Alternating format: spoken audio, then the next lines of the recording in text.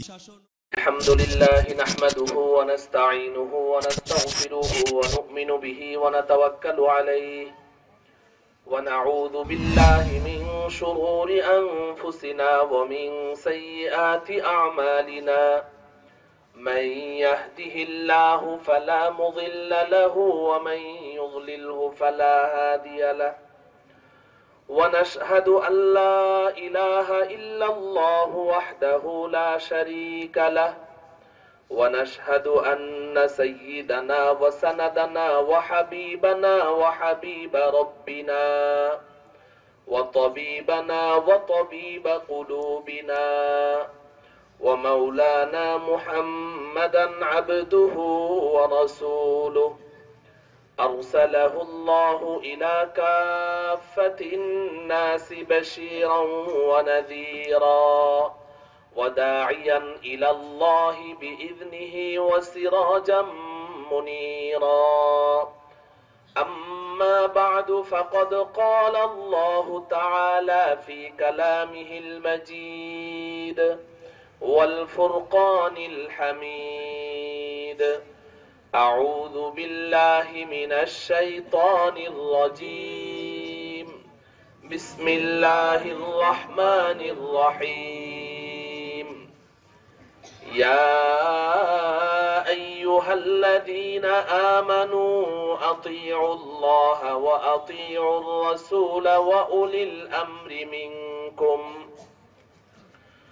وقال رسول الله صلى الله عليه وسلم إن الله لا يقبض العلم انتزاعا ينتزعه من العباد ولكن يقبض العلم بقبض العلماء حتى إذا لم يبق عالما اتخذ الناس رؤوسا جهالا فسئلوا فأفتوا بغير علم فضلوا وأضلوا رواه الإمام البخاري في صحيحه صدق الله مولانا العظيم وصدق رسوله النبي الكريم ونحن على ذلك من الشاهدين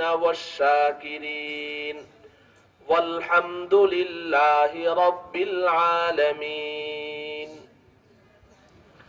সকলে একবার অত্যন্ত মুহাব্বতের সাথে দরুদ ইব্রাহিমি পড়ে নেই আল্লাহুম্মা সাল্লি আলা মুহাম্মাদ وعلى آل محمد كما صليت على إبراهيم وعلى آل إبراهيم إنك حميد مجيد اللهم بارك على محمد وعلى آل محمد كما باركت على إبراهيم وعلى آل إبراهيم إنك حميد مجيد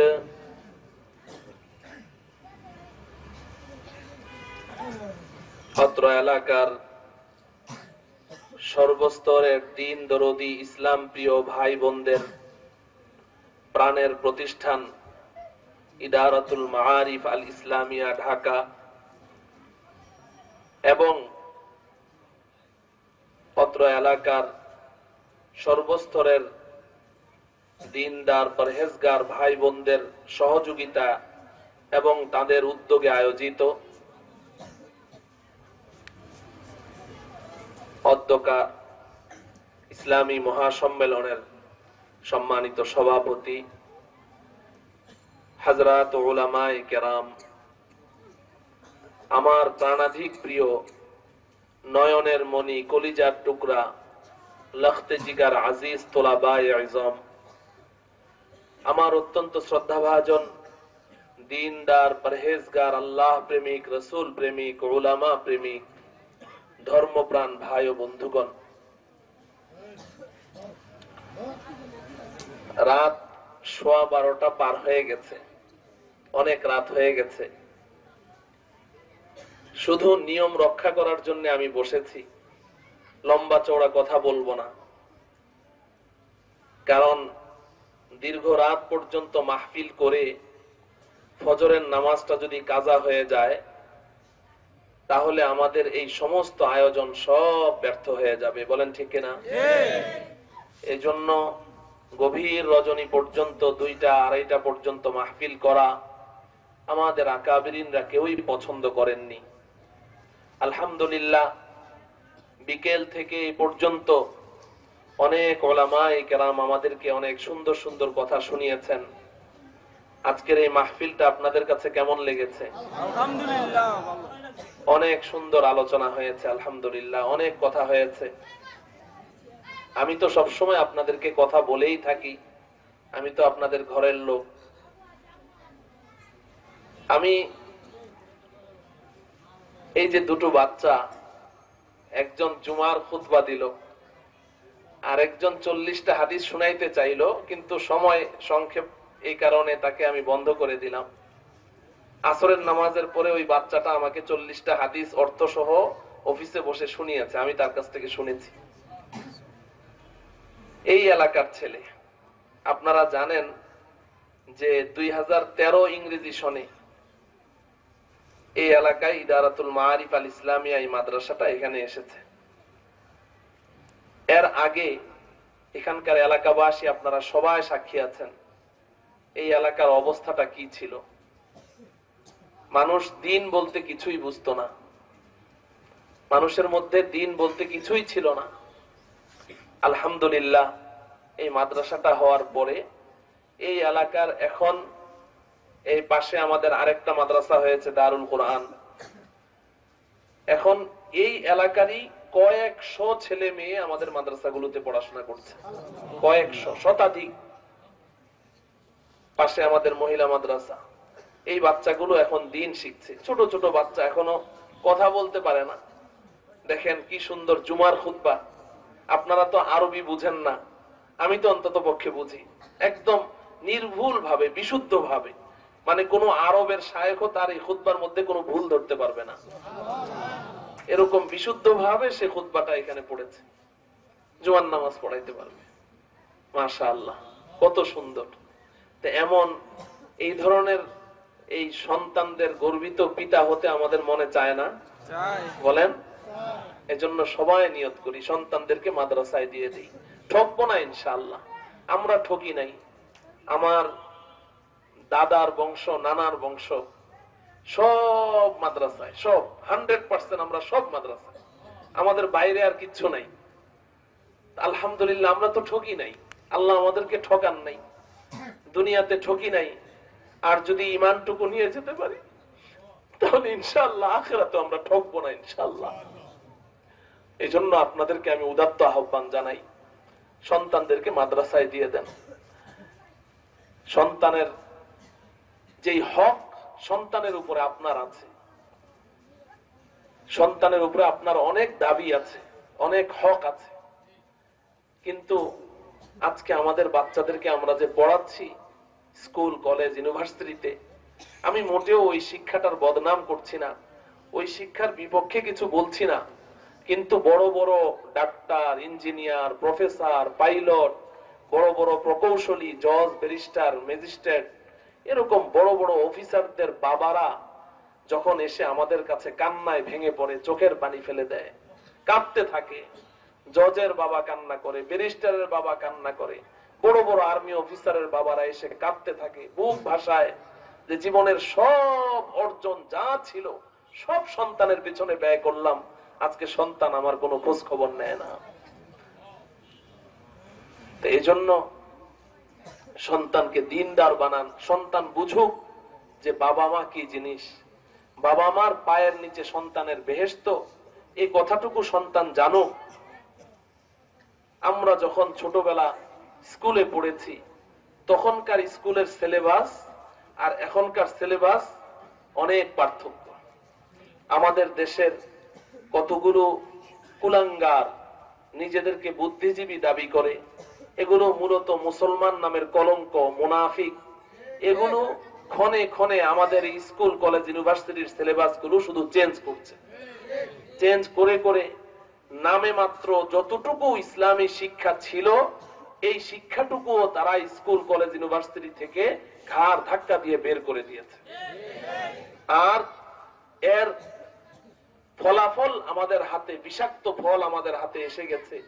এখন এই স্কুল কলেজ ইউনিভার্সিটি পড়ুয়া ছেলে মেয়েরা তারা শুধু বাবা মার সাথে বেয়াদবি করছে তাই নয়, তারা শুধু বাবা মার গায়ে হাত উঠায় এতটুকু নয়, বরং তারা তাদের নিজ হাতে বাবা মাকে হত্যা পর্যন্ত করছে, হত্যা করছে। এর কারণটা কি? একমাত্র কারণ তাদের মধ্যে দ্বীনি শিক্ষা নাই, দ্বীনি শিক্ষা নাই। এজন্য আমরা আমাদের সন্তানদেরকে দ্বীনি শিক্ষায় শিক্ষিত করব তো ইনশাআল্লাহ। দেখেন, আমি আপনাদের সম্মুখে আজকে সংক্ষিপ্ত দুটো কথা বলবো, একটার আগে একটার মধ্যে ইনশাআল্লাহ আজকে মাহফিল শেষ করে দিব। কিয়ামত দিন দিন নিকটে আসছে না দূরে সরছে? নিকটে আসছে। কিয়ামত যত নিকটে আসবে, নবীজি ভবিষ্যৎবাণী করেছেন, ততই মুসলমানদের মধ্যে ফিতনা কমবে না বাড়বে? বাড়বে। কিয়ামত যত নিকটে আসবে ততই ফিতনা বাড়তে থাকবে। এমন এমন ফিতনা, এমন এমন সমস্যা মুসলমানদের সামনে আসবে যে মুসলমানরা কোনোদিন কল্পনাও করতে পারবে না যে আমরা কখনো এমন সমস্যার সম্মুখীন হতে পারি, এমন ফিতনায় আমরা পড়তে পারি, মুসলমানরা কখনো কল্পনাও করতে পারবে না।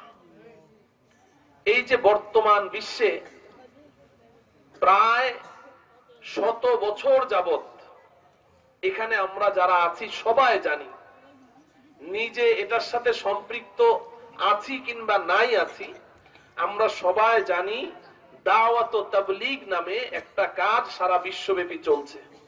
জানেন কিনা? হ্যাঁ, এখানে অনেক সাথীরা আমরা আছি যারা সরাসরি তাবলীগের সাথে জড়িত আছি। 3 দিন, 10 দিন, 1 চিল্লা, 2 চিল্লা, 3 চিল্লা, কেউ সাল লাগিয়েছি, বছর লাগিয়েছি, এরকম আছে না অনেক সাথী? তাবলীগের সাথে আমরা জড়িত আছি। অনেকেই আছি যে না, পুরোপুরি ভাবে আমরা ওতপ্রোত ভাবে জড়িত নই, কিন্তু মাঝে মধ্যে সুযোগ হলে কিছু কিছু সময় দেই। আর তৃতীয় আরেকটা শ্রেণী আমরা এমন আছি যে না, তাবলীগে কোনোদিন সময় দেইনি, তাবলীগে কখনো যাইনি, কিন্তু মন থেকে এই কাজটাকে আমরা ভালোবাসি। ঠিক কিনা বলেন? এই 3 শ্রেণীর লোক এখানে উপস্থিত আছে। আমার মনে হয় এর বাইরে আর কেউ নাই। এখানে কি কেউ এমন আছেন যে আমরা তাবলীগকে পছন্দ করি না? আছেন কেউ? একজনও নাই। সবাই তাবলীগ, দাওয়াত ও তাবলীগের এই কাজটাকে আমরা পছন্দ করি। কারণ সারা বিশ্বব্যাপী প্রচলিত নিঃস্বার্থ একটা কাজ, যেই কাজের মাধ্যমে পৃথিবীর হাজার হাজার নয় লক্ষ লক্ষ পথ ভোলা মানুষ, যারা পথ হারা, যারা গোমরা, পথভ্রষ্ট, এই মানুষগুলো তারা জান্নাতের পথের পথিক হচ্ছে। বলেন ঠিক কিনা? এই কাজের মধ্যে কখনো কোনো ফিতনা সৃষ্টি হবে, এটা কি কখনো কল্পনা করেছেন? কোনোদিন আমরা কল্পনা করিনি। কিন্তু আজকে এই দাওয়াত ও তাবলীগের মধ্যে চলমান একটা সমস্যা সম্পর্কে আপনারা অবগত আছেন না নাই?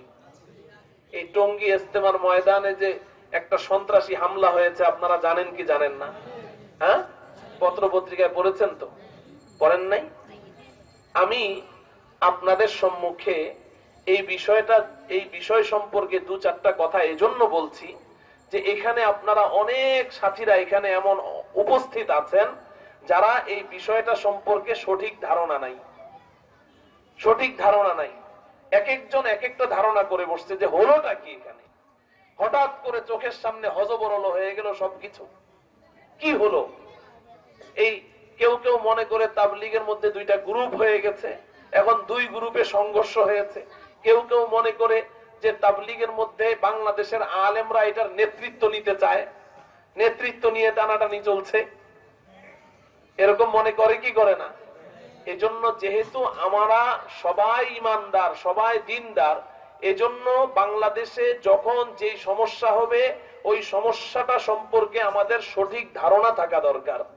সঠিক ধারণা না থাকলে সমস্যা হলো যে আমি জানলাম একটা ভুল, ভুল জেনে ভুল মন্তব্য করতে থাকলাম, ওলামাদের বিরুদ্ধে, অমুকের বিরুদ্ধে, অমুকের বিরুদ্ধে, তখন আমার কিন্তু ঈমান নিয়ে টানাটানি শুরু হয়ে যাবে। এজন্য সঠিক ধারণা থাকা দরকার। মুহতারাম হাজরিন, আমি কারো পক্ষে বা বিপক্ষে কথা বলতে চাচ্ছি না। আমাদের ঈমানটা হেফাজত করার জন্য আমি দুই চারটা কথা বলবো, যেন আমাদের ঈমানটুকু বেঁচে যায়, আমরা যেন গুনাহগার না হই, নিজেরা যেন অপরাধী না হই। এটার জন্য আমাদের আসলে করণীয় কি, এই জন্য আমি দুই চারটা কথা আপনাদের সামনে পেশ করতে চাই। আপনারা কথাগুলো একটু বুঝতে চেষ্টা করবেন। দেখেন, আমরা এই দুনিয়াতে এসেছি কেন? এই দুনিয়ায় চিরদিন থাকার জন্য। কেউ কি থাকতে পারবে এই দুনিয়ায় চিরদিন? কেউ থাকতে পারবে না। আমরা সবাই জানি আমাদের আসল ঠিকানা, আসল গন্তব্যস্থল হচ্ছে জান্নাত। কোথায়?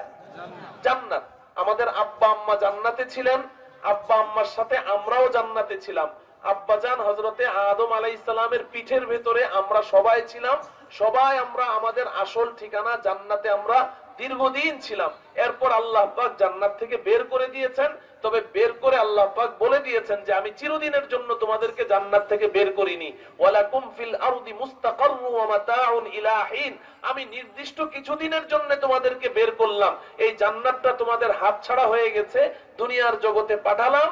এখানে এসে এই জান্নাতকে আবার কিভাবে পুনরুদ্ধার করা যায়, এই কাজটুকু তোমরা দুনিয়াতে বান্দা করো। আমি আল্লাহ দয়া করে, মায়া করে তোমাদের আসল ঠিকানা, আসল বাড়ি জান্নাত আবার আমি তোমাদের হাতেই ফেরত দিয়ে দিব। এই দুনিয়াতে আমরা এসেছি জান্নাতের মালিক আল্লাহ রব্বুল আলামিনকে সন্তুষ্ট করার মাধ্যমে ওই জান্নাত আবার পুনরুদ্ধার করার জন্য। বাস, আর কোনো উদ্দেশ্য নাই। এই জান্নাতকে পুনরুদ্ধার করতে হলে জান্নাতের মালিক আল্লাহকে কি করতে হবে? খুশি করতে হবে, ঠিক কিনা? এখন এই দুনিয়াতে আসার পরে আল্লাহ রব্বুল আলামিন আমাদেরকে বলে দিলেন তোমরা কিভাবে জান্নাতে যেতে পারবে, কিভাবে যেতে পারবে। আল্লাহ পাক কোরআনে কারীমের সূরাতুন নিসা এর 59 নম্বর আয়াতে আল্লাহ পাক বলছেন, ইয়া আইয়ুহাল্লাযীনা আমানু আতিউল্লাহ ওয়া আতিউর রাসূল ওয়া উলিল আমরি মিনকুম। বাস, এই আয়াতটুকু আমি আপনাদের সম্মুখে তেলাওয়াত করেছি। তেলাওয়াতকৃত আয়াতে আল্লাহ পাক বলছেন, ও ঈমানদারেরা, আতিউল্লাহ, তোমরা আল্লাহকে মানো, আল্লাহর আনুগত্যতা স্বীকার করো। আতিউল্লাহ, কাকে মানো? কাকে মানো? আতিউল্লাহ। দুই নাম্বার আল্লাহ পাক বলছেন, ওয়া আতিউর রাসূল, তোমরা রাসূলকে মানো। কাকে মানো? রাসূলকে মানো। তিন নাম্বার আল্লাহ পাক বলছেন, ওয়া উলিল আমরি মিনকুম, তোমাদের মধ্যে যারা উলামায়ে কেরাম আছে তাদেরকে মানো। কোন সূরা? সূরাতুন নিসা। বলেন কোন সূরা? কত নম্বর আয়াত? 59 নম্বর আয়াত। কত নম্বর আয়াত? 59 নম্বর আয়াত। এখন আসেন, এই দুনিয়াতে আমরা কার ইবাদত করি? আল্লাহর। কার ইবাদত করি? আল্লাহর। তো ইবাদত যদি আল্লাহর করি তাহলে তো আল্লাহকে মানলেই চলে। ইবাদত যেহেতু আল্লাহর করি তাহলে আমরা মানবো কাকে? আল্লাহকে। ইবাদত যেহেতু আল্লাহর করি মানবো কাকে? আল্লাহ। আল্লাহকে মানবো। প্রশ্ন হলো, আমি ইবাদত করব আল্লাহর, মানবো আল্লাহকে, রাসূলকে কেন মানতে হবে? প্রশ্ন দাঁড়ায় কিনা? রাসূল তো একজন মানুষ। আমি কি রাসূলের ইবাদত করি? রাসূলের ইবাদত করি? ইবাদত একমাত্র কার? আল্লাহ। আল্লাহ পাক বলছেন, ওয়ামা খালাকতুল জিন্না ওয়াল ইনসা ইল্লা লিয়াবুদুন। এই দুনিয়ার জগতে আমি জিন এবং ইনসান, জিন এবং মানুষ, এই দুই জাতিকে আমি এই দুনিয়াতে সৃষ্টি করেছি একমাত্র আমার ইবাদত করার জন্য। আমরা একমাত্র কার ইবাদত করি? আল্লাহর ইবাদত করি। রাসূলের ইবাদত করি নাকি? না, একমাত্র ইবাদত কার? তো যদি একমাত্র আল্লাহর ইবাদত হয় তাইলে আমরা একমাত্র মানবো কাকে? আল্লাহকে। আল্লাহকেই মানবো। প্রশ্ন দাঁড়ায়, আমি তো ইবাদত করি একমাত্র আল্লাহর, তাইলে মানবো শুধু আল্লাহকে, রাসূলকে কেন মানতে হবে? আবার 3 নম্বর আল্লাহ পাক বলেছেন, উলামায়ে কেরামকে মানো। উলামায়ে কেরামকে কেন মানতে হবে? প্রশ্নটা বুঝে আসে? আমার প্রশ্নটা বুঝেন, তারপরে জবাবটা বুঝবেন, অনেক সমস্যার সমাধান হয়ে যাবে। আজকে অনেক ভাইয়েরা ভুল বুঝাবুঝির মধ্যে আছেন। যদি বুঝে না আসে আমাকে জিজ্ঞাসা করবেন। তাইলে প্রশ্ন হলো, ইবাদত করব একমাত্র কার? মানবো একমাত্র কাকে? তাইলে রসুলকে কেন মানতে হবে, আবার উলামায়ে কেরামকে কেন মানতে হবে? প্রশ্ন জাগে কি জাগে না? জাগে। কারণ রসুলও কার ইবাদত করেছেন? রসুল কার ইবাদত করেছেন? আল্লাহর। রসুল কাকে মেনেছেন? আল্লাহকে মেনেছেন। আমি যেমন আল্লাহর ইবাদত করি, আমার রসুলও কার ইবাদত করেছেন? আল্লাহর ইবাদত করেছেন। আমি যেমন আল্লাহকে মানি, আমার রসুলও কাকে মেনেছেন? আল্লাহকে মেনেছেন। তাহলে আমি যেই আল্লাহর ইবাদত করি, আমি যেই আল্লাহর গোলাম, আমি যেই আল্লাহর বান্দা, আমার রসুলও ওই আল্লাহর ইবাদত করেন, আমার রসুলও ওই আল্লাহর গোলাম, আমার রসুলও ওই আল্লাহর বান্দা। তাইলে আমি আল্লাহকে মানবো, রসুলকে কেন মানতে হবে? প্রশ্ন জাগে কিনা? আগে এই প্রশ্নটার জবাব বুঝেন। যে যাকে মানবে, যদি সঠিকভাবে মানতে হয় তাহলে তাকে দেখতে হয়। দেখা ছাড়া সঠিকভাবে কি করা যায় না? মানা যায় না। যাকে আপনি মানবেন তাকে আপনার কি করতে হবে? দেখতে হবে। না দেখে যথাযথভাবে কি করা যায় না? মানা যায় না। কথা বুঝে আসে? যেমন ধরেন, এখানকার এই আমার সামনে যে সমস্ত শ্রোতা মন্ডলী আছেন, এখানে গাড়ি চালক আছেন অনেক বেশি। হ্যাঁ, এই জন্য আমি, আর যারা চালক না, অনেক গাড়ির মালিকরাও আছেন। তো যেই বিষয়টা আপনারা বুঝবেন ওটা দিয়ে আমি একটা উদাহরণ দিই। ধরেন আপনি ড্রাইভিং শিখবেন, আপনি গাড়ি চালানো শিখবেন। এখন আপনাকে কি কোনো উস্তাদকে মানতে হবে কি মানতে হবে না? হ্যাঁ, কোন উস্তাদকে মানা ছাড়া আপনি ড্রাইভিং শিখতে পারবেন না? পারবেন না। এখন যেই উস্তাদকে মানবেন আপনি ড্রাইভিং শেখার জন্য, ওই উস্তাদকে যদি আপনি না দেখেন তাহলে মানতে পারবেন? ড্রাইভিং শিখতে পারবেন? তাহলে ড্রাইভিং শিখতে হলে উস্তাদকে দেখা লাগবে কি লাগবে না? উস্তাদ যদি বলে যে আমি যেভাবে গাড়ি চালাই তুই সেভাবে গাড়ি চালাবি, আমি যেভাবে স্টিয়ারিংটা ধরেছি ওইভাবেই ধরবি, আমি যেভাবে ক্লাসে চাপ দেই, যখন চাপ দেই তখন তুইও ওইভাবে ক্লাসে চাপ দিবি, আমি যেভাবে অ্যাক্সেলারেটরে চাপ দেই ওইভাবে চাপ দিবি, যখন ব্রেকে চাপ দেই তুইও ওইভাবে ব্রেকে চাপ দিবি, গিয়ারটা আমি কখন কোন দিকে ঘুরাই ঠিক ওইভাবে তুই গিয়ার ঘুরাবি। এগুলা কি ছাত্রের দেখা লাগবে কি লাগবে না? লাগবে। যদি সে তার উস্তাদকে না দেখে তাহলে কি সে এটা শিখতে পারবে? হ্যাঁ, তাইলে কাউকে ফলো করতে হলে, কাউকে অনুসরণ করতে হলে, কারো আনুগত্যতা করতে হলে তাকে কি করা লাগে? দেখা লাগে। না দেখে যথাযথভাবে কাউকে অনুসরণ করা যায়? কথাটা কি মানেন আপনারা সবাই? আচ্ছা, কোন ছাত্র, কোন ছেলে সাঁতার শিখবে, এখন সাঁতার শিখার জন্য কোন একজন উস্তাদ লাগবে কি লাগবে না? হ্যাঁ, ওই উস্তাদকে দেখা লাগবে কি লাগবে না? না দেখে সাঁতার শিখতে পারবে? ধরেন আমাদের এই এলাকায় এখন তো এসএসসি পরীক্ষা হয়ে গেছে, এখন এই পরীক্ষার্থী 10 জন পরীক্ষার্থী, তারা সায়েন্সের ছাত্র, খুব ব্রিলিয়ান্ট। এরা যাবে কক্সবাজার ঘুরতে, পরীক্ষা শেষ, কক্সবাজার ঘুরতে যাবে, সব টিকিট করা হয়ে গেছে বাসের। একজন প্রস্তাব দিল যে শুধু কক্সবাজার যাব কেন, কক্সবাজার থেকে তো সেন্ট মার্টিন দ্বীপ তো কাছেই, পৃথিবীর মধ্যে বিখ্যাত একটা দ্বীপ, তো আমরা কক্সবাজার থেকে সেন্ট মার্টিন দ্বীপেও যাব। ভালো কথা। এর মধ্যে এক বন্ধু বলে উঠলো যে এই সেন্ট মার্টিন দ্বীপে গেলে তো জাহাজে সাগর পাড়ি দিতে হয়, সাঁতার জানিস? না, সাঁতার তো জানি না। এখন সাঁতার না জানলে সেন্ট মার্টিন দ্বীপে কেমনে যাব? যদি জাহাজ ডুবে যায় তখন কি অবস্থা হবে? তো আরেক বন্ধু বলে যে আরে বেটা, এটা কোনো ব্যাপার হলো নাকি, বাজারে তো সাঁতার শিক্ষার বই পাওয়া যায়, চল বই কিনে নিয়ে আসি। 10 বন্ধু মিলে বাজার থেকে 10টা বই কিনে নিয়ে আসলো। বই কিনে এনে সাঁতারের বই তারা একদম মুখস্থ করে ফেললো। খুব ব্রিলিয়ান্ট ছাত্র তো, 2-3 দিন পরেই পুরা বই শুরু থেকে শেষ পর্যন্ত সব মুখস্থ করে ফেলেছে। এই বইয়ের মধ্যে সাঁতার একদম ছবি সহ, কেমনে সাঁতরাইতে হয়, সাঁতার কত প্রকার ও কি কি। প্রথমত সাঁতার 2 প্রকার, একটা হলো ভাসমান সাঁতার, আরেকটা হলো ডুবন্ত সাঁতার। ভাসমান সাঁতার আবার 3 প্রকার, একটা উপর হয়ে, একটা চিত হয়ে, আরেকটা কাইত হয়ে, এরকম সব সাঁতারের যত প্রকার আছে বই একদম আগাগোড়া সব মুখস্থ করে ফেললো। মুখস্থ করে এবার 10 বন্ধু বলে যে চল, আর কোনো সমস্যা নাই, এবার জাহাজ ডুবলেও কোনো অসুবিধা নাই, চল যাই। বাস বই মুখস্থ করে এরা চলে গেল কক্সবাজার। ওখান থেকে জাহাজে চড়ে এবার রওনা দিল সেন্ট মার্টিন দ্বীপ যাবে। আল্লাহ পাকের ইচ্ছায় এই পাড়ে ভিড়ার মনে করেন ২০-২৫ হাত আগেই জাহাজটা ডুবে গেল। এরা তো সবাই বই মুখস্থ করে ফেলেছে, কোনো উস্তাদকে দেখে নাই। এই ২০ হাত জায়গা সাঁতার কেটে পার হতে পারবে? হ্যাঁ, কেন পারবে না? কোন ওস্তাদকে দেখে নাই। বলেন ঠিক কিনা? তাইলে বুঝা গেল কাউকে মানতে হলে কি করতে হয়? দেখতে হয়। কাউকে ফলো করতে হলে, অনুসরণ করতে হলে তাকে কি করতে হয়? না দেখে যথাযথভাবে অনুসরণ করা যায় না। এখন প্রশ্ন হলো, আমরা ইবাদত করি কার? অনুসরণ করব কাকে? আল্লাহকে যে অনুসরণ করব, আল্লাহকে কি আমরা দেখি? আল্লাহকে দেখা যায়? এখন আল্লাহ তো বলছেন আতিউল্লাহ, আল্লাহকে অনুসরণ করো, আল্লাহর ইতাআত করো। কারণ আল্লাহর অনুসরণ করব, আল্লাহকে তো দেখি না, তাইলে আল্লাহর অনুসরণ কেমনে করব? না দেখে তো কি করা যায় না, অনুসরণ করা। এই কারণে আল্লাহ রাব্বুল আলামিন আমাদের কাছে একজন রাসূল পাঠাইলেন। রাসূল পাঠিয়ে বললেন, ও দুনিয়ার মানুষ, আমাকে তো তোমরা দেখতে পারবে না, দুনিয়ার চর্মচক্ষু দ্বারা আমি আল্লাহকে দেখা সম্ভব না, আমি জান্নাতে তোমাদেরকে দেখা দেব।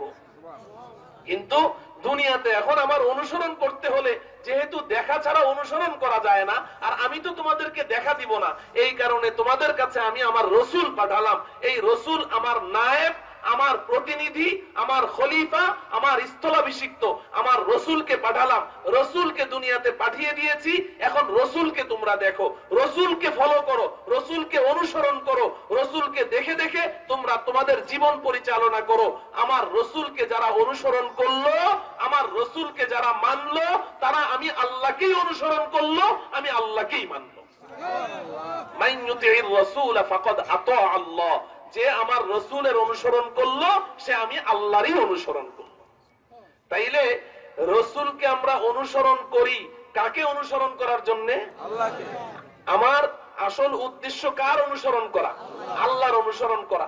রাসূলের অনুসরণ করা আমাদের উদ্দেশ্য নয়, কিন্তু যেহেতু কাউকে না দেখে আল্লাহর অনুসরণ করা সম্ভব না, এই কারণে আল্লাহ কি করেছেন? আমাদের কাছে রাসূলকে পাঠিয়েছেন।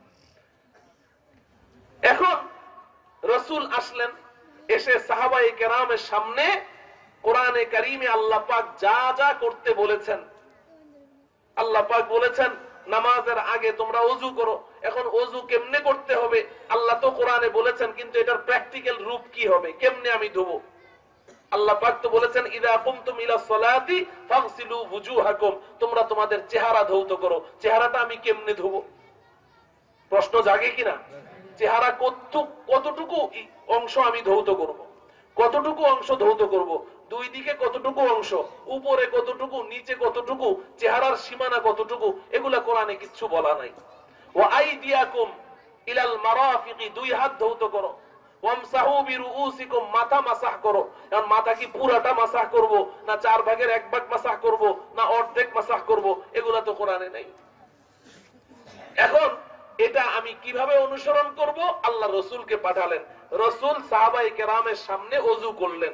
ওযু করে সাহাবায়ে কেরামকে বললেন, আমাকে যেরকম ওযু করতে দেখেছো এইভাবে ওযু করো, তবেই আল্লাহকে অনুসরণ করা হবে।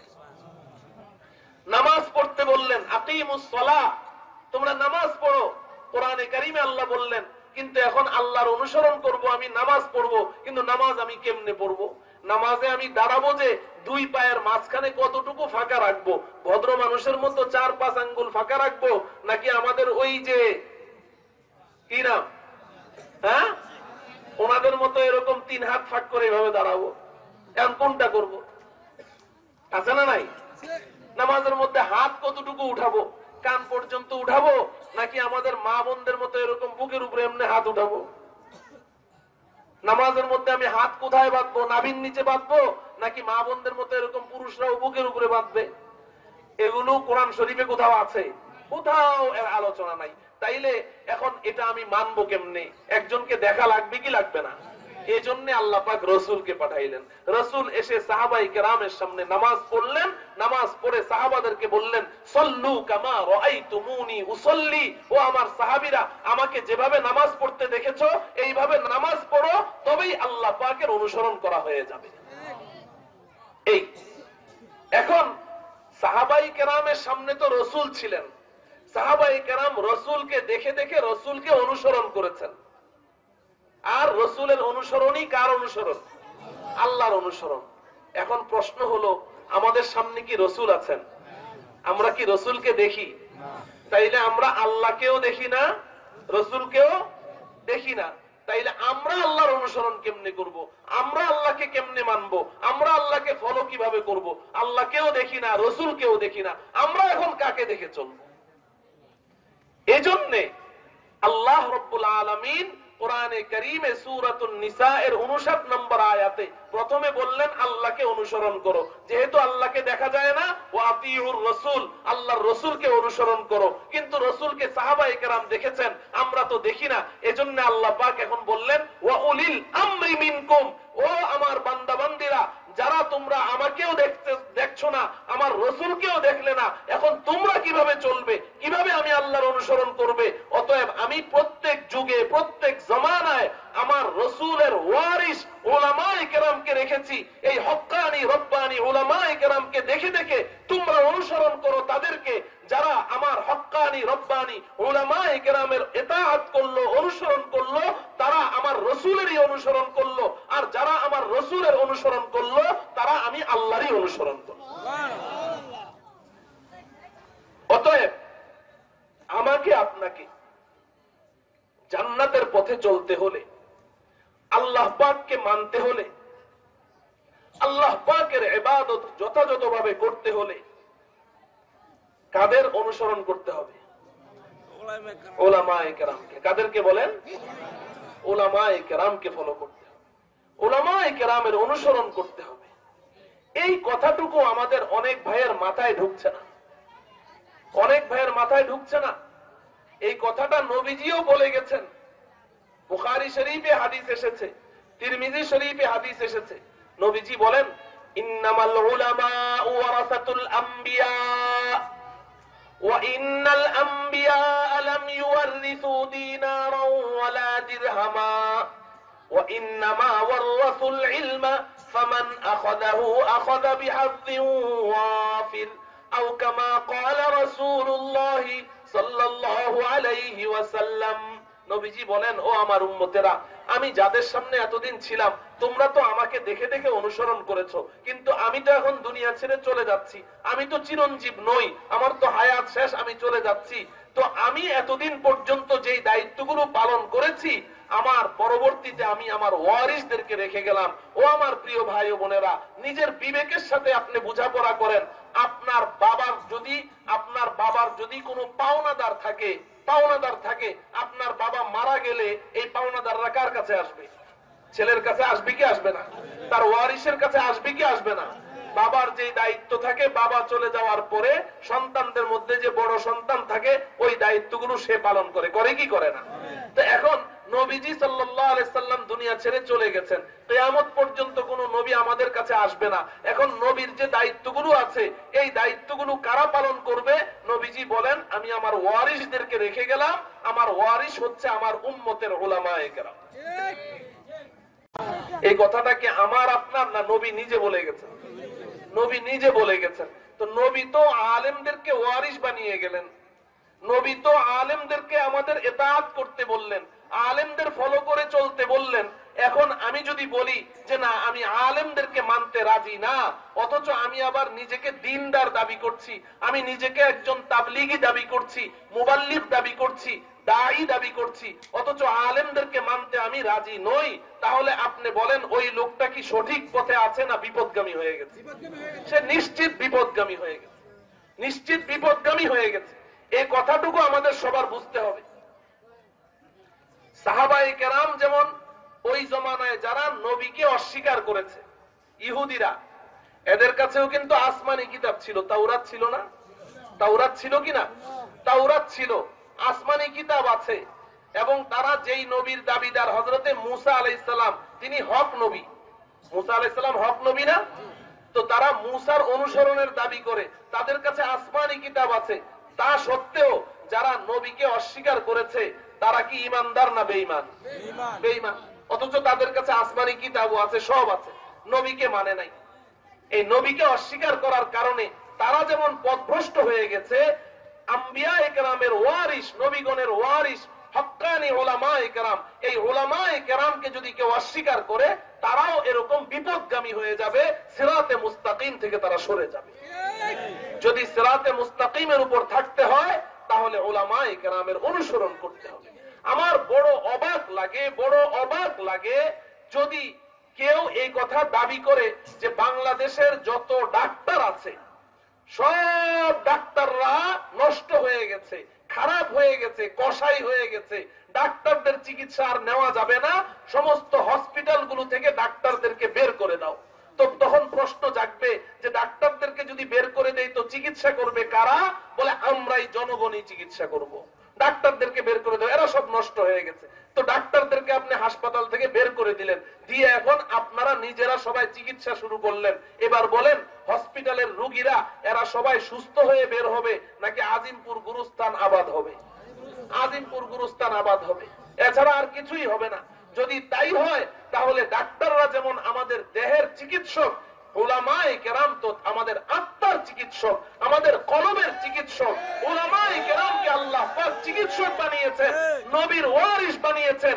এখন যদি আমি বলি না আমি আলেমদেরকে মানি না, আলেমরা সব নষ্ট হয়ে গেছে, আমি চিল্লা লাগিয়েছি, আমার চেয়ে দিন ভালো কে বুঝে, আমি 3 চিল্লা লাগিয়েছি, আমি সাল লাগিয়েছি, আমি বড় পাগড়ি মাথায় দেই, আমার বড় লম্বা দাড়ি আছে, আমার বড় জুব্বা আছে, আমার হাতে তসবিহ আছে, বাস আমি এখন আলেমদের দায়িত্ব পালন করব, তাহলে এই মানুষগুলো বেঈমান হওয়া ছাড়া আর কোনো উপায় থাকবে না।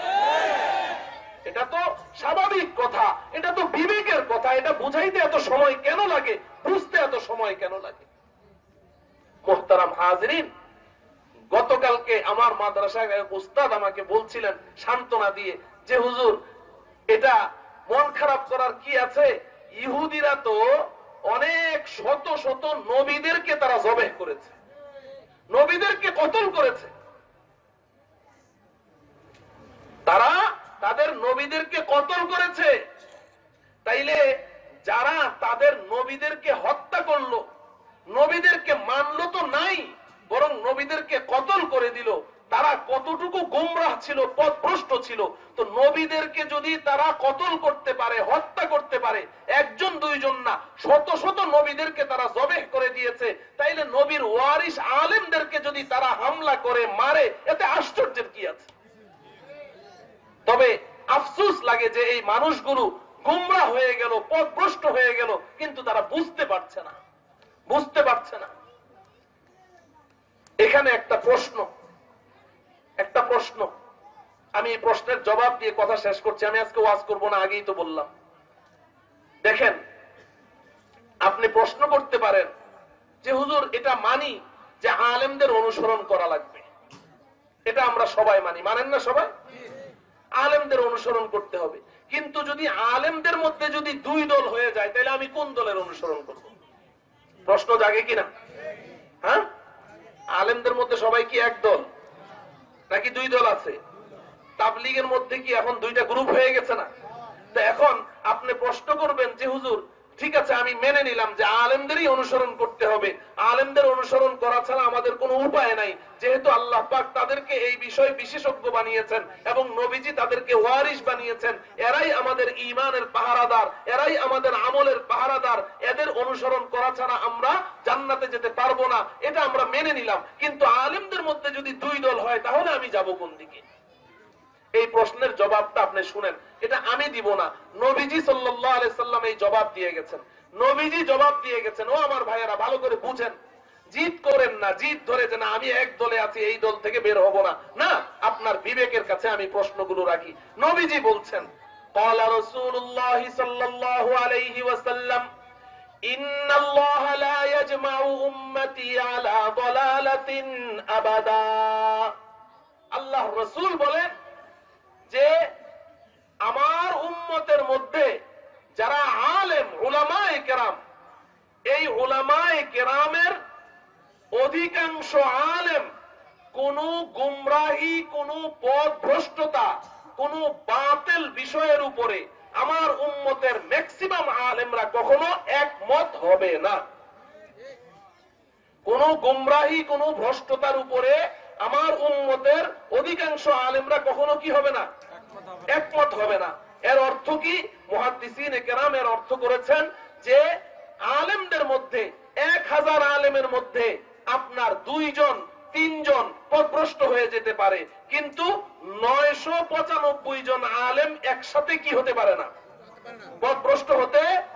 100 জন আলেমের মধ্যে একজন আলেম পথভ্রষ্ট হয়ে যেতে পারে, গুমরা হয়ে যেতে পারে, সে খারাপ হয়ে যেতে পারে, কিন্তু 100 জনের মধ্যে 99 জন একসাথে পথভ্রষ্ট হতে পারে।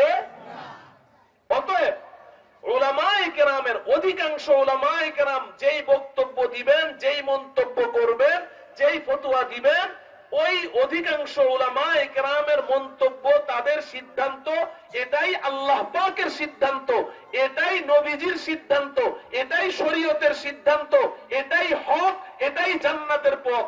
আমি যদি এই হক্কানি রব্বানি উলামায়ে কেরামের সিদ্ধান্তকে অ্যাভয়েড করে, বৃদ্ধাঙ্গুলি প্রদর্শন করে আমি যদি অন্য কোন পথ ধরি, তাহলে নিশ্চিত আমি সিরাতে মুস্তাকিম থেকে ছিটকে পড়ে গেছি। এটা নবীজি বলেছেন। নবীজি বলেছেন একজন 2 জন ব্যক্তি কি হতে পারে, পথভ্রষ্ট হতে পারে। অতীত ইতিহাস এমন আছে।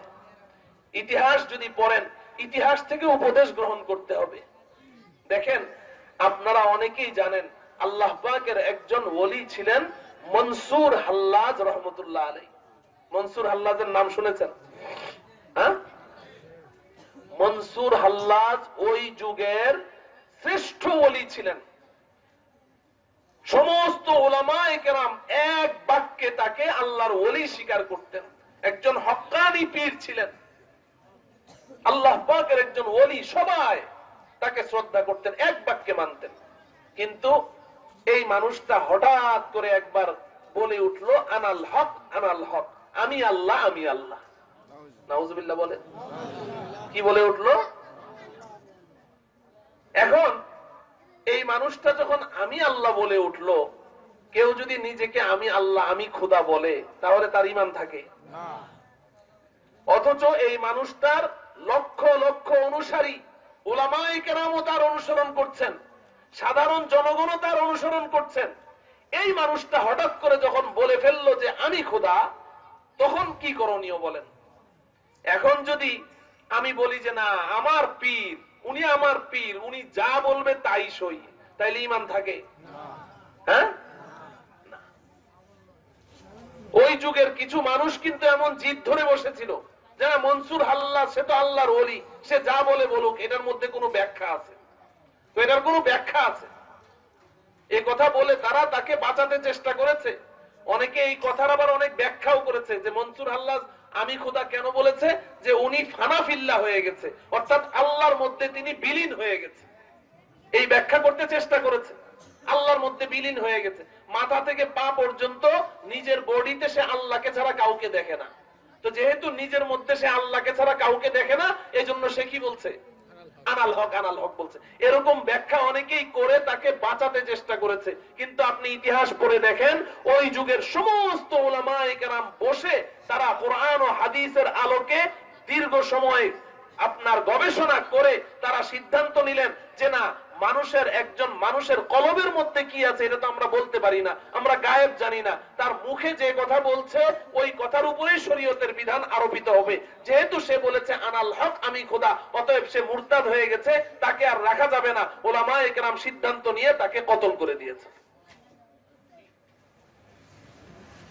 এখন তার কলবের মধ্যে কি ছিল এটা আল্লাহর সাথে তার মুআমালা হবে, কিন্তু শরীয়তের বিধান চলবে জাহেরের উপরে, প্রকাশ্যে সে কি বলছে কি করছে এটার উপরে শরীয়তের বিধান চলবে। এজন্য আমার প্রিয় সাথী ও বন্ধুগণ, উলামায়ে কেরাম তারাও মানুষ, একজন আলেম সেও মানুষ, তারও ভুল হতে পারে।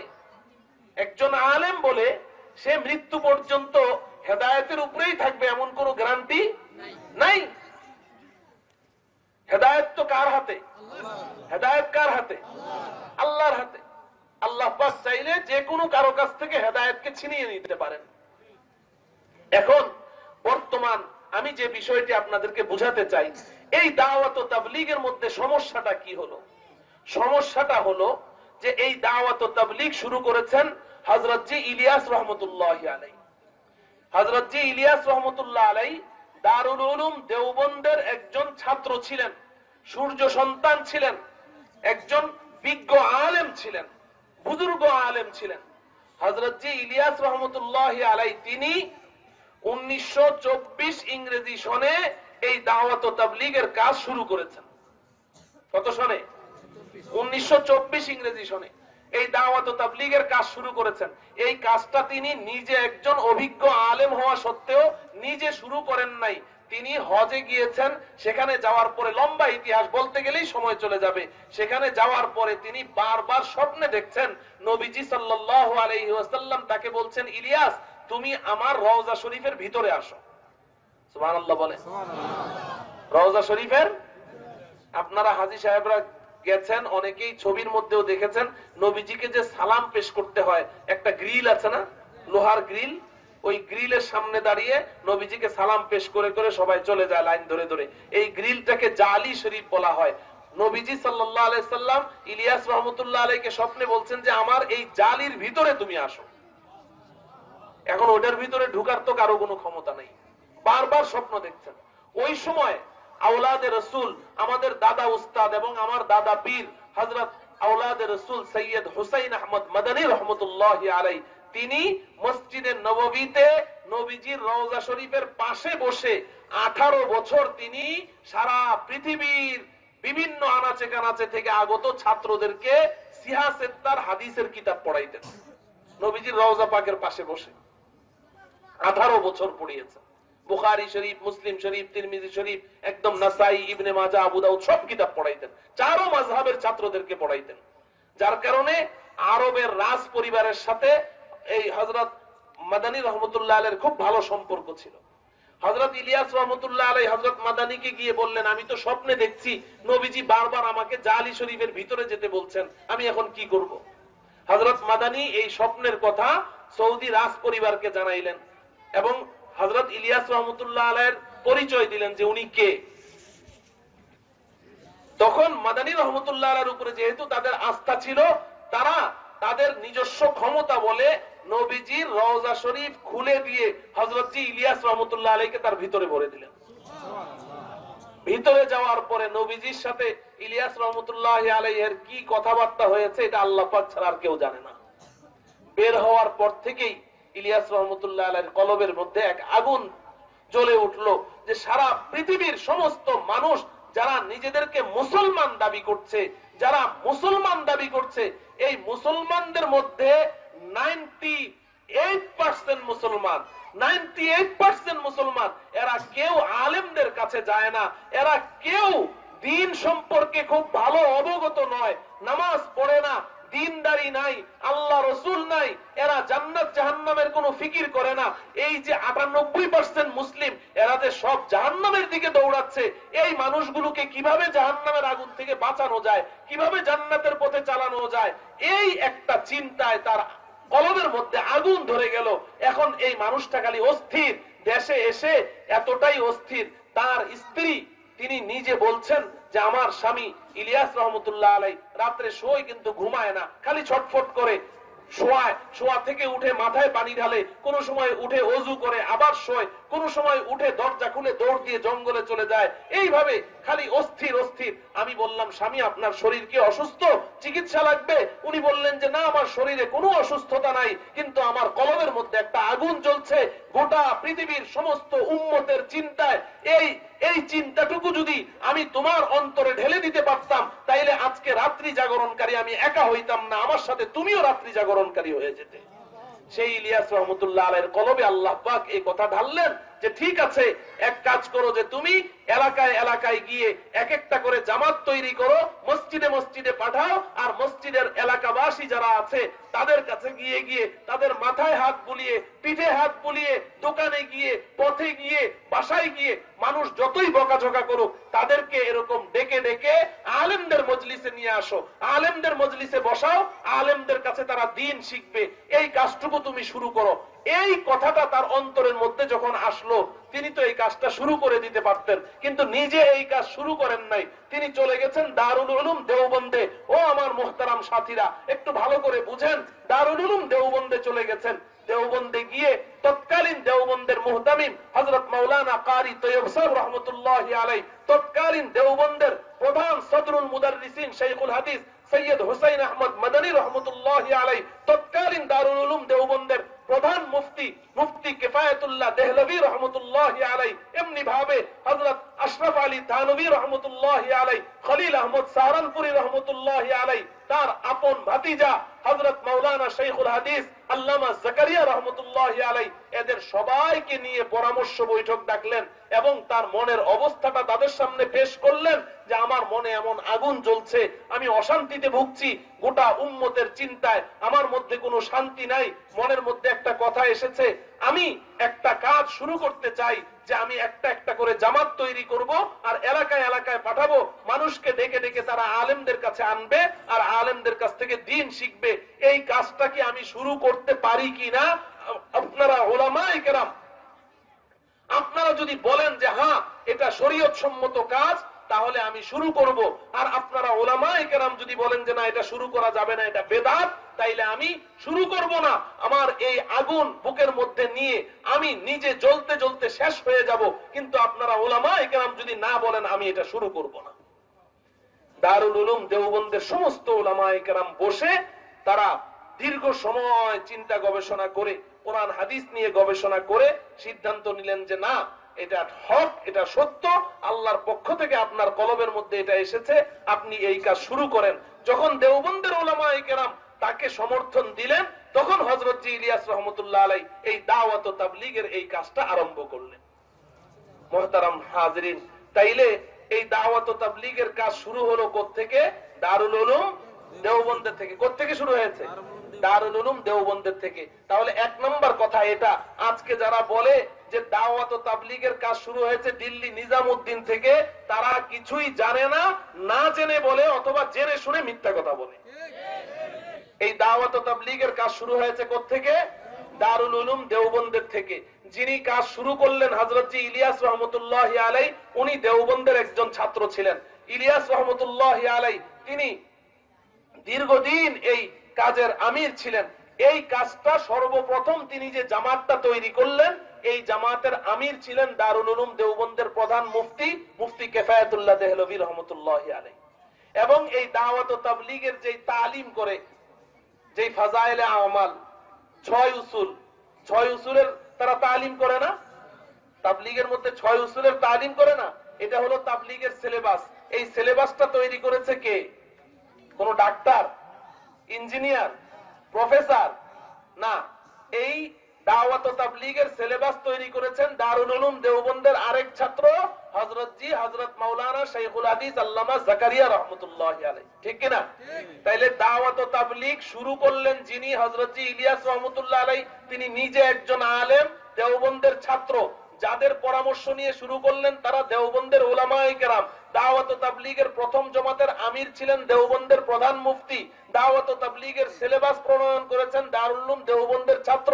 এবং এই দাওয়াত ও তাবলীগের প্রথম আমির হযরত জি ইলিয়াস রাহমাতুল্লাহ আলাইহি, উনি দেওবন্দের ছাত্র।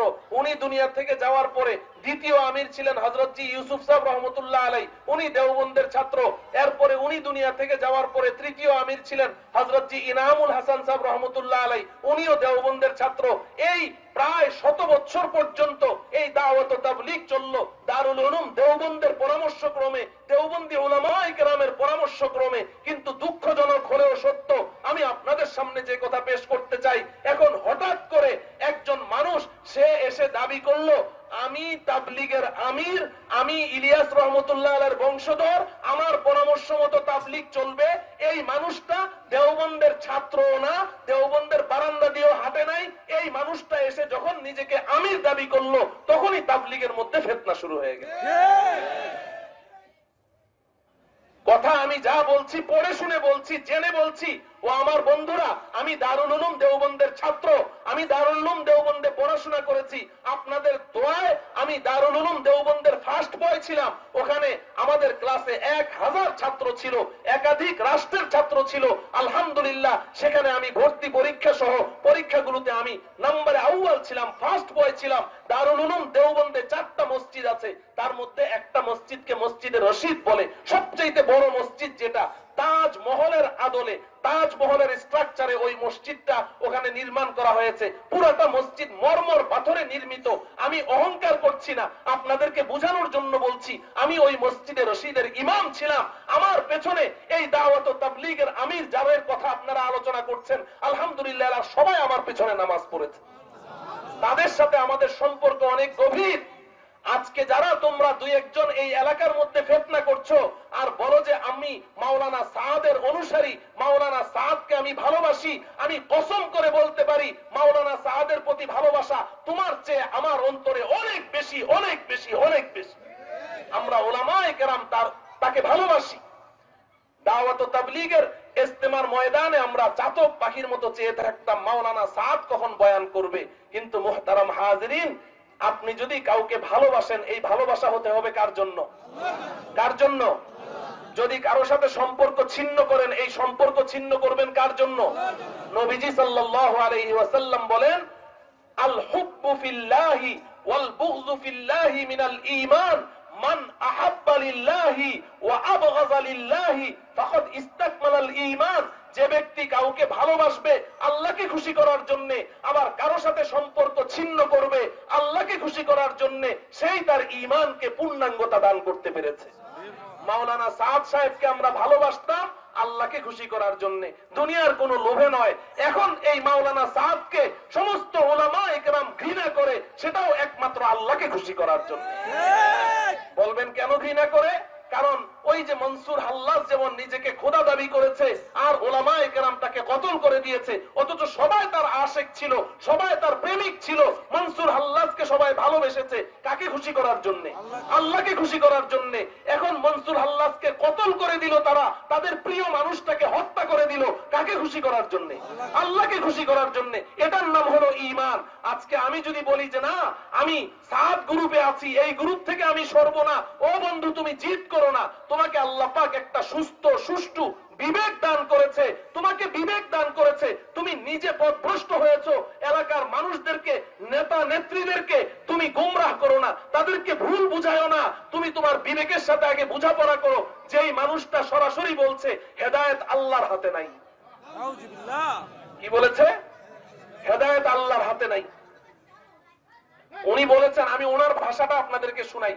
আপনি যদি বলেন যে না মাওলানা সাদ এই কথা বলে নাই, আমার সাথে চ্যালেঞ্জ করেন। আমি হামিদ জহিরি কোনো কথা আন্দাজে বলি না, পড়াশোনা করে দলিল সহ কথা বলি। আলহামদুলিল্লাহ সারা দেশে এ ব্যাপারে আমার সুনাম আছে, আমি আন্দাজে কোনো কথা বলি না। উনি কোন মজলিসে এই কথাগুলো বলেছেন একেবারে দিন তারিখ সহ আমার কাছে সব ডকুমেন্টস আছে, আমি আন্দাজে বলছি না। উনি বলেছেন अगर हिदायत अल्लाह के हाथ में होती तो नबियों को क्यों भेजा, पैगंबरों को क्यों भेजा। যদি আল্লাহর হাতে হেদায়েত হইতো তাহলে নবীদেরকে আল্লাহ কেন পাঠিয়েছেন? নাউজুবিল্লাহ। নাউজুবিল্লাহ বলেন। নাউজুবিল্লাহ। হেদায়েত কার হাতে? আল্লাহ। হেদায়েত কার হাতে? আল্লাহর হাতে নাকি নবীর হাতে? সরাসরি কোরআন বিরোধী কথা আপনারা সবাই জানেন, আমি নতুন কথা বলছি না। নবীজির চাচা আবু তালেব, নবীজির চাচা আবু তালেব প্রিয় চাচা, নবীজিকে অনেক সহযোগিতা করেছে এই ইসলাম প্রচারের ক্ষেত্রে। কত সহযোগিতা করেছে আবু তালেব। যখন মারা যায় বেঈমান হয়ে মারা যাচ্ছে, এবার নবীজি এই চাচার পেছনে পড়ে আছেন। চাচা একটা বার শুধু আপনি বলেন লা ইলাহা ইল্লাল্লাহ, আমার কানে কানে শুধু একটা বার আপনি শুনিয়ে দেন। জীবনে যা করেছেন করেছেন, যদি একটা বার শুধু লা ইলাহা ইল্লাল্লাহ আমার কানে কানে বলেন, আমি হাসরের ময়দানে আপনার জন্য সুপারিশ করে আপনাকে নিয়ে আমি জান্নাতে যাব। কিন্তু আবু তালেব কি কালিমা পড়েছে? না। সবাই জানেন কালিমা পড়ে নাই। যখন কালিমা পড়লো না, বেঈমান হয়ে মারা গেল, নবীজি কাঁদতে কাঁদতে বুক ভাসিয়ে দিলেন, চোখের পানিতে টলটল করে বুক ভাসাতে লাগলেন। আল্লাহ রব্বুল আলামিন জিবরাইল আমিনকে পাঠালেন। মৃদু কিঞ্চিত একটা ধমকের স্বরে আল্লাহ পাক বললেন, ইন্নাকা লা তাহদি মান আহবাবতা ওয়ালাকিন্নাল্লাহ ইয়াহদি মান ইয়াশা। ও হাবিব, আপনার চাচা হেদায়েত পাইল না, ঈমান পাইল না, হেদায়েত হারা হয়ে মারা গেল, এজন্য আপনি এত অস্থির কেন হচ্ছেন? হেদায়েতকে আমি আপনার হাতে দিয়েছি। ইন্নাকা লা তাহদি মান আহবাবতা, আপনি চাইলেই কাউকে হেদায়েত করতে পারেন না। ওয়ালাকিন্নাল্লাহ ইয়াহদি মান ইয়াশা, আল্লাহ যাকে চাইবেন সেই হেদায়েত পাবে। হেদায়েত আল্লাহর হাতে। আল্লাহ বলেন হেদায়েত আমার হাতে, মাওলানা সাদ বলে আল্লাহর হাতে হেদায়েত নাই। আপনি এখন বলেন কি বলবেন? কি বলবেন বলেন? আজকে আমাদের এই এলাকায় গৈদারটেক এলাকার মধ্যে দুই একটা ছেলে বড় ফিতনা করছে, তোমরা একটা বারের জন্য আমার সামনে আসলা না যে ও হামেদ জহিরি মাসালাটা বুঝিয়ে দাও? একটা বারের জন্য কেন আসলা না? কি জন্য আসলা না? কেন তুমি নিজেকে মনে করছো যে না আমি খুব ভালো বুঝি? কেন তুমি এটা মনে করছো? এক চিল্লা দুই চিল্লা এক সাল লাগিয়ে তুমি মনে করেছো যে দ্বীনের সবকিছু তুমি বুঝো। আর এরকম যুগ যুগ ধরে কোরআন হাদিস পড়লাম, আজকে 1.5 যুগ পর্যন্ত হাদিস পড়াচ্ছি, ফিকহ পড়াচ্ছি, আমরা কিছুই বুঝি না, আমাদের উস্তাদরা কিছুই বুঝে না, দেশের সমস্ত আলেম গুমরা হয়ে গেল। তোমরা বিভিন্ন জায়গায় এই কথা ছড়াচ্ছ যে না আলেমরা ধ্বংস হয়ে গেছে, আলেমরা বলে সব গুমরা হয়ে গেছে। হায় হায় হায়, তোমার মতের বাইরে যখন গেল তখনই তুমি আলেমদেরকে গুমরা বলছো কেন? আল্লাহর ওয়াস্তে বুঝতে চেষ্টা করেন। এই লোক ফতোয়া দিয়েছে, তার আপনারা সবাই জানেন যে ক্যামেরাওয়ালা মোবাইল পকেটে নিয়ে নামাজ পড়লে নামাজ হবে না। ক্যামেরাওয়ালা মোবাইল, আপনাদের কাছে মোবাইল নাই? ক্যামেরা ছাড়া না ক্যামেরাওয়ালা, এই মোবাইলগুলো পকেটে নিয়ে আজকে এশার নামাজ পড়েন নাই? হ্যাঁ, ওনার ফতোয়া অনুযায়ী কারো নামাজই হয় নাই। পরিষ্কার ফতোয়া দিয়েছে। কেউ যদি থাকো আমাকে চ্যালেঞ্জ করো যে উনি এই কথা বলেন নাই, চ্যালেঞ্জ করো। উনি বলেছেন ক্যামেরাওয়ালা মোবাইল পকেটে নিয়ে নামাজ পড়লে কি হবে না। শুধু এতটুকু না, ওনার কথা যদি আপনি শুনেন আপনার পশম দাঁড়িয়ে যাবে। উনি বলছে তুম জিতনে চাহো উলামা সে ফতোয়া লে লো, তোমরা যত চাও আলেমদের কাছে ফতোয়া নাও। কোন আলেম যদি এই ফতোয়া দেয় যে ক্যামেরাওয়ালা মোবাইল পকেটে নিয়ে নামাজ পড়লে নামাজ হবে, তো ও গাধা হ্যায় গাধা হ্যায় গাধা হ্যায়। উনি বলছেন যে কোন আলেম যদি এই ফতোয়া দেয় যে ক্যামেরাওয়ালা মোবাইল পকেটে নিয়ে নামাজ পড়লে নামাজ হবে, তাহলে ওই আলেম গাধা গাধা গাধা 3 বার বলেছেন। এখন আসেন, গত হজের সফরে আল্লাহ পাকের ইচ্ছা আমি গিয়েছিলাম গত হজের সফরে। সেখানে বাংলাদেশ থেকে প্রথমে গিয়েছি মদিনায়। মদিনায় যাওয়ার পরে দেখি যে হযরতজি ওখানে আছেন, মাওলানা সাদ সাহেব, সাথে ওনার 2 ছেলে, বড় ছেলে ইউসুফ আর আরেক ছেলে, 2 ছেলে সহ উনি মদিনায় আছেন। আমি আমার নিজের চোখে দেখে এসেছি, সেই কথা আপনাদেরকে শোনাই। উনি একদিকে ফতোয়া দিলেন ক্যামেরাওয়ালা মোবাইল পকেটে নিয়ে নামাজ পড়লে নামাজ হবে না, আর যে বলে নামাজ হবে ও গাধা হে গাধা হে গাধা হে। কয়বার বলেছে? 3 বার। আমি মসজিদে নববীতে তার বড় ছেলে ইউসুফের পেছনে নামাজ পড়েছি, মাগরিবের নামাজ। আমি পেছনের কাতারে, সামনে ওনার বড় ছেলে ইউসুফ, সে বসে আছে। আসর থেকে মাগরিব পর্যন্ত আপনার কানের মধ্যে এই কি লাগায় এগুলো, ইয়ারফোন। এই ইয়ারফোন লাগিয়ে আসর থেকে মাগরিব পর্যন্ত সবাই যখন ইবাদতে মশগুল, পুরাটা সময় সে মোবাইলে কথা বলছে। ঠিক আছে, কোনো জরুরি কথা বলতে পারে, কিন্তু মোবাইলটার সাইজ কমপক্ষে এত বড়, এটা পকেটে জায়গা হওয়ার কথা না। এরপর যখন নামাজে দাঁড়াইলো ওনার বড় ছেলে, তখন এই এত বড় মোবাইলটা পকেটে নিয়ে নামাজে দাঁড়াইলো, আর কানের থেকে ওইটাও খোলার উনি সময় পাইলেন না। এখন বলেন, যেই মানুষটা ফতোয়া দিল যে মোবাইল পকেটে নিয়ে নামাজ পড়লে, ওনার ছেলে তো আলেম, ইউসুফ আলেম, এখন তার ফতোয়া অনুযায়ী তার বড় ছেলে গাধা হে গাধা হে, উনি ফতোয়া দিয়েছেন না, তাহলে ওনার ফতোয়া অনুযায়ী ওনার ছেলে গাধা হে গাধা হে গাধা হে। এখন আমি আদবের সাথে বলতে চাই, ছেলে যদি গাধা হে গাধা হে গাধা হে, তো ওই ছেলের বাপ ভি ক্যা হে, এটা আমি বলবো না, কারণ মানুষের ঘরে গাধা জন্ম নেয় না, ঠিক কিনা? মোহতারাম হাজিরিন, কথাগুলো দুঃখের সাথে বলছি, বুঝার জন্য বলছি, বুঝার জন্য। আজকে পুরাটা দুনিয়ার মধ্যে এত শান্তিময় একটা কাজকে তছনছ করে দিয়েছে। সে কতগুলো পিটাই বাহিনী, পেটোয়া বাহিনী, সন্ত্রাসী বাহিনী দিয়ে নিজামুদ্দিনটাকে এভাবে দখল করে রেখেছে, আর বলছে যে নিজামুদ্দিন সব ঠিক আছে। বাংলাদেশিদেরকে বুঝায় যে শুধু বাংলাদেশেই গন্ডগোল, পৃথিবীর সব ঠিক আছে। পাকিস্তানিদেরকে বুঝায় শুধু পাকিস্তানেই গন্ডগোল, সারা দুনিয়া সব ঠিক আছে। হিন্দুস্তানিদেরকে বুঝায় যে এখানে শুধু তোমরাই গন্ডগোল করছো, আর সারা বিশ্ব ঠিক আছে। এইভাবে মিথ্যাচার ছড়িয়ে ছড়িয়ে নিজের রাজত্ব কায়েম করা ছাড়া এর আর কোনো উদ্দেশ্য নেই। এই ভদ্রলোক ফতোয়া দিয়েছে, সাহাবায়ে কেরাম সম্পর্কে বলেছেন, সাহাবায়ে কেরাম সবসময় আপোষের মধ্যে খালি লড়াই ঝগড়ার মধ্যে লিপ্ত থাকত। নবীদের সম্পর্কে এক একজন নবীকে ধরে ধরে, মুসা আলাইহিস সালাম কি দোষ করলো, জাকারিয়া আলাইহিস সালাম কি দোষ করলো, ইউনুস নবী কি দোষ করলো, এইভাবে নবীদের দোষগুলো একটা একটা করে লিখছে। মুহতারাম হাজিরিন, একটা কথা মনে রাখেন, ইতিহাসে এমন অনেক কুলাঙ্গার পাওয়া যায় যারা বিভিন্ন নবীদের দোষ চর্চা করত, উম্মতের কাছে নবীদের দোষ বলতো। নবীরা নিষ্পাপ কিনা? নবীরা নিষ্পাপ কিনা? আল্লাহ বলছেন নবীরা নিষ্পাপ। আল্লাহু ইয়াসিমুকা মিনান নাস, আল্লাহু ইয়াসতাফি মিনাল মালাইকাতি রাসূলান ওয়া মিনান নাস ওয়া ইন্নাহুম ইনদানা লামিনাল মুস্তাফাইনাল আখিয়ার। আল্লাহ পাক বলছেন কদ গফারা লাকাল্লাহু মা তাকদ্দামা মিন যামবিকা ওয়া মা তাআখার। নবীদেরকে আল্লাহ বলছেন নিষ্পাপ, কিন্তু উনি বলছেন নবীদের অনেক দোষ আছে। অতীত ইতিহাসে অনেকেই অনেক নবীদের সমালোচনা করেছে, কিন্তু আমাদের নবীজিকে কেউ আক্রমণ করেছে এইভাবে আমার জানা নাই। কিন্তু মাওলানা সাদ সাহেব তিনি আওরঙ্গাবাদের ইজতেমার মধ্যে আমাদের নবীজিকেও ছেড়ে কথা বলেন নাই, তিনি আমাদের নবীজিকেও আক্রমণ করেছেন। এরপরেও আপনি বলেন যে না আমি সাদ গ্রুপে আছি। সাদ গ্রুপে বলেন,